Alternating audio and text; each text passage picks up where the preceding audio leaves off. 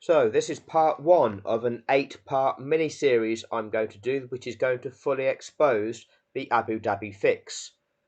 This part concerns the F1 TV narrative. The future parts are going to be as follows. Part 2 will be the Sky Sports F1 narrative. 3, the Michael Massey FIA race director human error. 4, Mercedes valid post-race appeal to the FIA stewards. 5, the media conditioning. 6, the FIA inaction in the week post-race.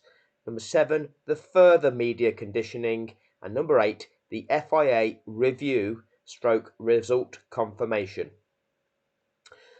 So, when we watch sport, we see what is going on. The sports broadcaster shows us what is going on. So, for example, 2 weeks ago, the England versus Australia Ashes test up at Old Trafford in Manchester was rained off.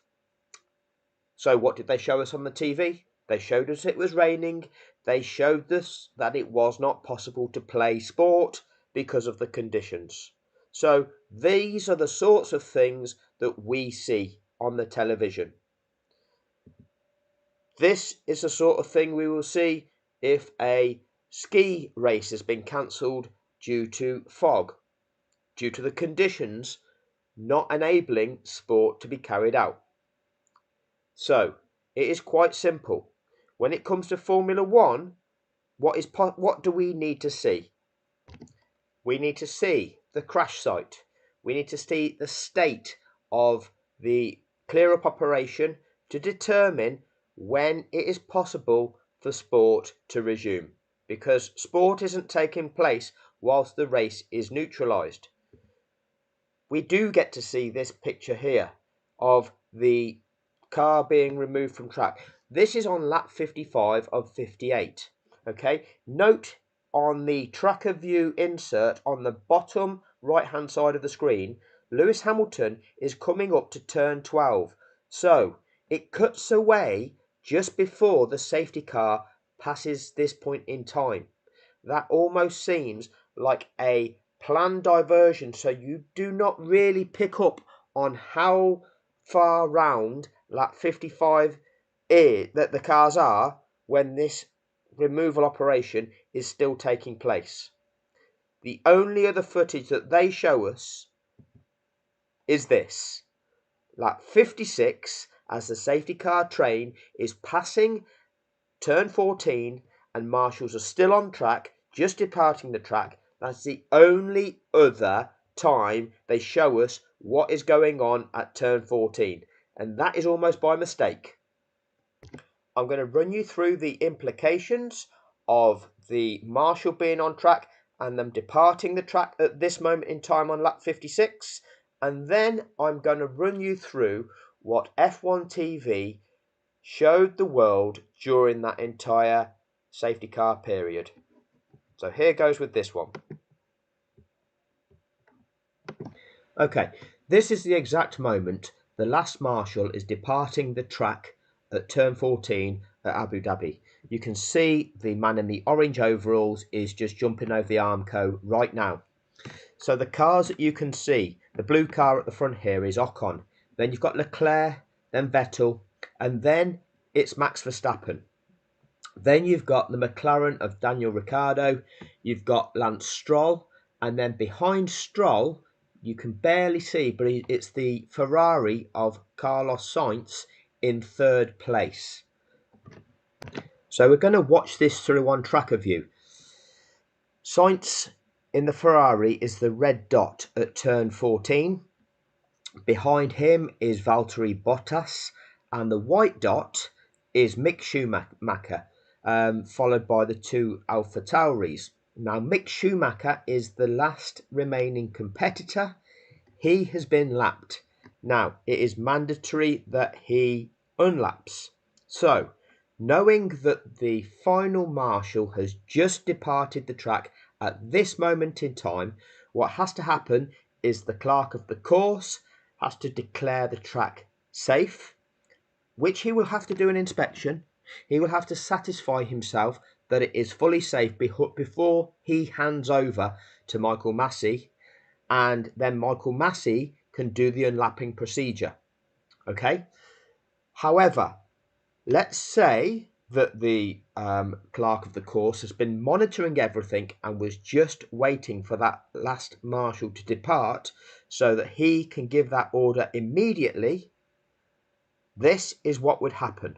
Now I'm going to hit play and I'm going to speak as if I am the clerk of the course. I want you to keep your eye on Lewis Hamilton's car, which is the dot at the front, and see what, because this is the end of lap 56. See where he is once I give the command. So here we go. We know this is the exact moment in time that final marshal has departed. So I am the clerk of the course. Okay, Michael, the track is now safe. You can now unlap the cars. Thank you. Okay, cars, you may now unlap. So, Massey may have got that order in. Have the cars started to unlap? Where is Mick Schumacher now? He has no chance whatsoever of making it past the leader and making it past that safety car until those cars are on lap 57. Because lap 57 is the earliest opportunity that those cars unlap, lap 58 is that mandatory safety car lap. There are no alternatives. It's not up for discussion. This is not one of those videos where I ask you for your opinion in the comment section. This is binary. This is factual information. The earliest that those lapped cars would pass the leader and the safety car would be on lap 57. Hence, lap 58 is a mandatory safety car lap. Abu Dhabi had to be a safety car finish. So you've just seen the true implications of what had to happen in Abu Dhabi, but on the lead up to it, you saw something completely different. So here we go. I have to do it this way because I can't play through the footage, otherwise it gets blocked on YouTube through copyright. So I have to use this footage and do it this way. These are the radio messages that F1 TV selected and played to the global audience during those last 5 laps of Abu Dhabi. Note the position of Lewis Hamilton's car having just come round turn 5. There is always a delay. This message took place a lot earlier in the lap. They've selected it to play to the audience. By selecting certain messages, it creates a narrative. It gets you to believe certain things. It gets your mind thinking about certain things. This is the first message that they played.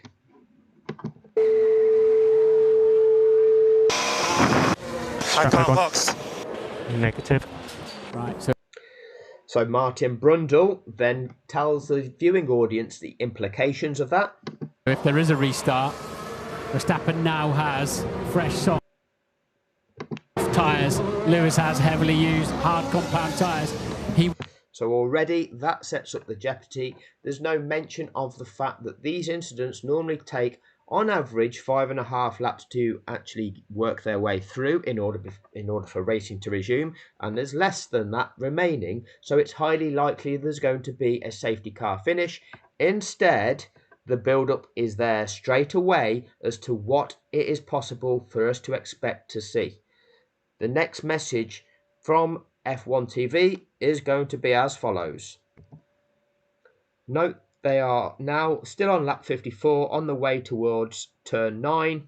That's unbelievable. Wow. So look, we're on lap. So again, Lewis explaining that he's not happy. 54 of 58 here. They've got to clear that debris away, and the fire extinguishers have obviously gone off because the brakes, I'm sure, were getting very, very hot. But they've also got... They're now on lap 55. Here's the next message. Interfering in play. What's the situation behind me? So, situation is, Verstappen has pitted. He had a free pit stop. We would have lost track position to him. 4 laps remaining when you cross the line. So this field has to bunch, and then they have to send lap cars through. So it may...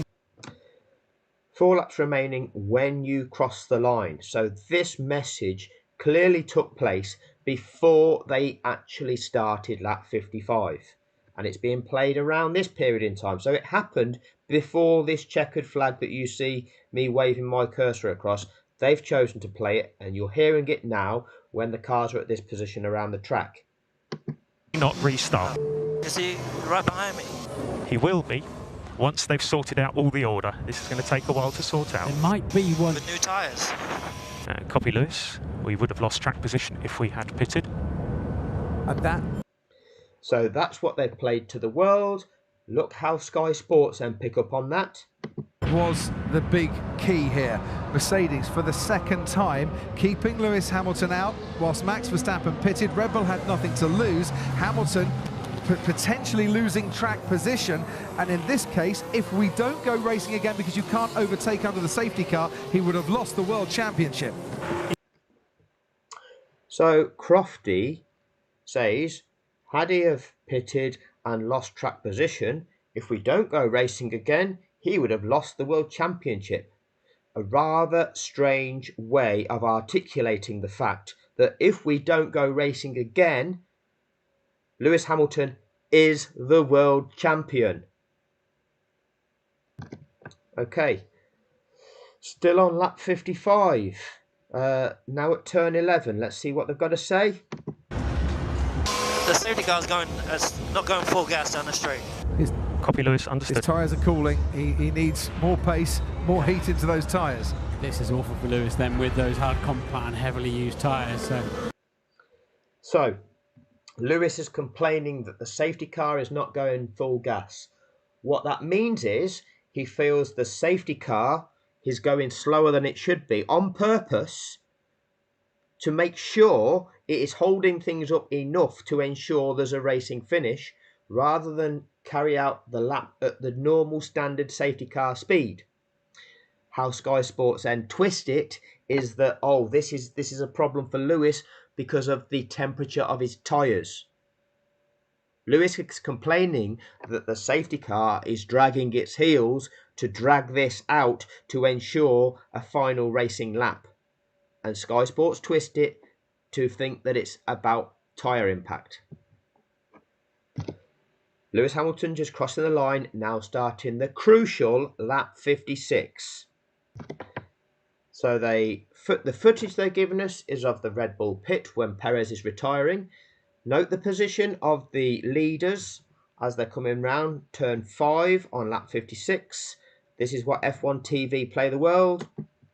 Checo, we need to retire the car. We need to retire the car. Box. And for the really? Yeah, box. And lapped cars will not be allowed to overtake. It's not mandatory. So we got the diversion of the Perez retirement. We then get the announcement of lapped cars not being allowed to overtake. The reason why lapped cars cannot overtake is because there are still marshals working at turn 14, clearing debris off the track. That is evidenced as the cars go by turn 14. So the fact that they're not being released at this point in time is perfectly normal. And if they can't be released by the time we get down here to turn 9, it determines it's going to be a safety car finish. Whilst this isn't from F1 TV, listen to what Crofty says. The lapped cars won't be allowed to overtake, which means that there are plenty of cars in between Hamilton and Verstappen for Verstappen to fight his way through.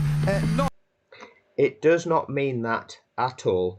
It is not possible to resume racing with lapped cars left in place. Categorically not, which I prove in the video that I will leave in the thumbnail at the end of this video.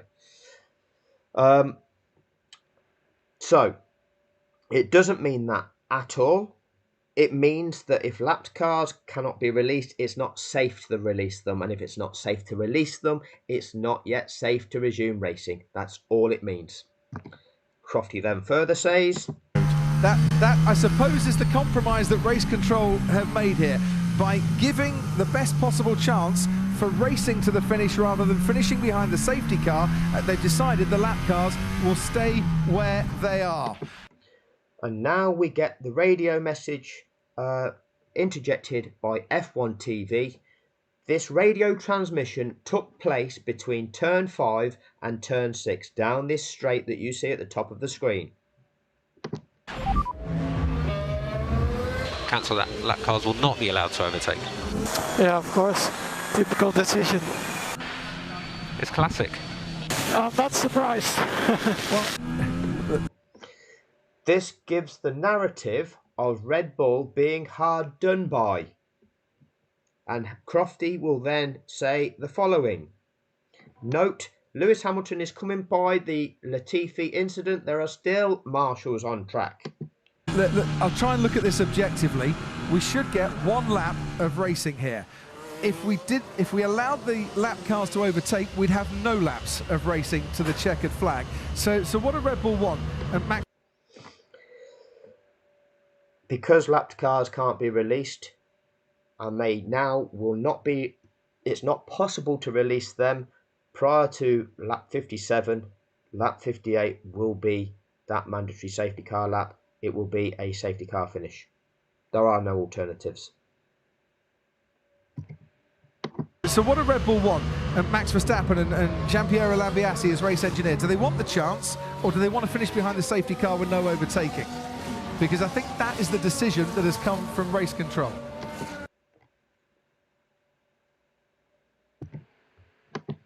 And personally, this is the decision that gives them the best chance if they want it. Yeah.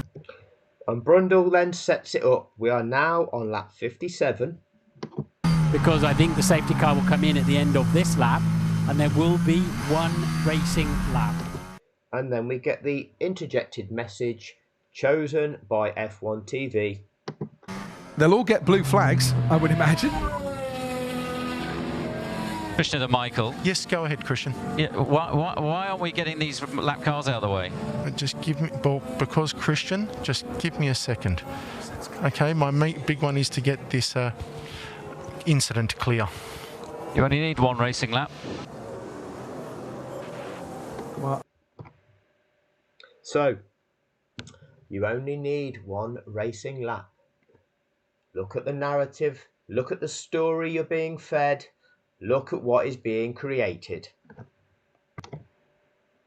And now Brundle. Indeed, is the safety car coming in this lap? We think it should do, could do. Is there any more debris to clear up? But we're halfway round already. race control are now saying lapped cars to overtake the safety car. So Norris and Alonso and Ocon and Leclerc and Vettel to And it's overtake ending. it. And it's ending. Wow. Wow. And F1, as if by sticking 2 fingers up to Toto Wolff, play us this message. Good. So there's confusion, but the safety car is coming in at the end of this lap. So There's confusion. Where has that confusion originated from? Because if F1 TV show us the camera that is pointing at the track at turn 14, show all global fans of the sport the state of that clear-up operation, show us when the track is finally clear and so that it's safe to go racing, we can then all see for ourselves whether or not it is possible, in accordance with the rules of the sport, for that race to resume. We never got that. What we got was a contrivance of footage and interjected radio messages chosen to specifically present a narrative and convince people of something that they were conditioning people was likely to take place. So once again, you'll see I can't use their footage, otherwise they'll ban it on copyright. So I have to use stills. Watch this one through. Lap 56 was the crucial lap of Abu Dhabi, which would determine whether or not there could be any more racing. The track would have had to have been cleared by the time these cars got approximately halfway around the track.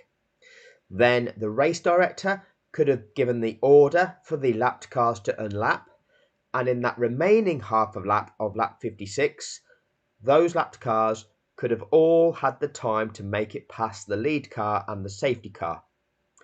Then, had they have done so prior to commencement of lap 57 could have been the mandatory safety car lap, enabling lap 58 to be a racing lap. So, the key information, the key thing that all viewers of the sport need to see is the incident at turn 14 all going to be clear and so that the track is safe before these cars get halfway around lap 56? And this is what F1 TV show us. They show us, first of all, this bit of footage. Then they cut to the Red Bull pit and show us a Red Bull retiring. Now it was Perez. Was this to add in confusion and that jeopardy? Oh, is this Verstappen retiring? Then they give us a close-up of that. This goes on for quite some time. Picture of the rear of the car. Cut to the Mercedes garage. Back on track, coming down between turns 5 and 6. As you can see now, it still says lap 56 of 58, and we have the banner, lapped cars will not be allowed to overtake. The reason that lapped cars are not being allowed to overtake is because the track is not safe. This is the first time in the history of Formula 1 you will have seen this banner, because you will not see this banner. This banner has been manufactured, created. When you see a safety car incident unfold normally, you don't get this notification. All that you get is when it is safe, then you see the order for those lapped cars to unlap. This command of lapped cars will not be allowed to overtake. It's not an authentic command. We see them coming round turn 6 and turn 7.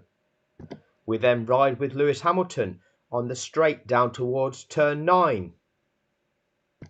This is having just come round turn 9, where we see this. It cuts to Max Verstappen having just come round turn 9, where his interjected radio message is played over and above his in-car camera. It cuts to the Red Bull pit. They pan round to show us the emotion of those in the Red Bull pit area and Max's girlfriend. And finally, they come by turn 14 on lap 56, and we see here above the safety car lights, we see the marshals still on track at turn 14. So that proves that there were marshals on track all the way around that lap. That notification you saw saying lapped cars will not be allowed to overtake, there's a reason, because the clear-up operation was still taking place. It was not possible to release those lapped cars halfway around that lap, and it is only going to be possible to release those lapped cars very shortly. So rather than show the viewer clearly what was happening on track, whether it was going to be possible, and show them clearly the state of play of that track, and show the viewer whether it was going to be possible for the lapped cars to be released in time in order to resume racing, they did not show us that section of the track at all through that crucial lap. Not at all. The TV narrative. They could have easily shown us what was possible. They could have easily shown us that it wasn't safe for sport to be carried out at that moment in time. Instead, they didn't show us. They didn't show us the key information. They showed us clips cutting from here to there, to here, to there, interjecting, keeping people guessing, setting up a narrative. That was not in accordance with the rules of Formula One. That was created by F1 TV. That was supplemented by Sky Sports F1, the commentary team of David Croft and Martin Brundle, lying about the rules of the sport and supplementing the information given by F1 TV to create the narrative to convince viewers that it was likely they were going to see this last lap of racing. It was all lies. It was all not in conjunction with the rules of the sport. That will be evidenced in part 2. Michael Massey broke the rules of the sport. Michael Massey is the FIA race director. 3 separate parties: F1 TV, Sky Sports F1, the FIA. All of them contributing, all of them presenting this fixed fake outcome before it even took place. 3 separate parties conspiring to produce that outcome to make it look convincing to the world. This is not a conspiracy theory. This is an out and out conspiracy. When the interests of those parties converge, they worked together to manufacture the fix. Check out part 2 when it's published. Thanks for your time.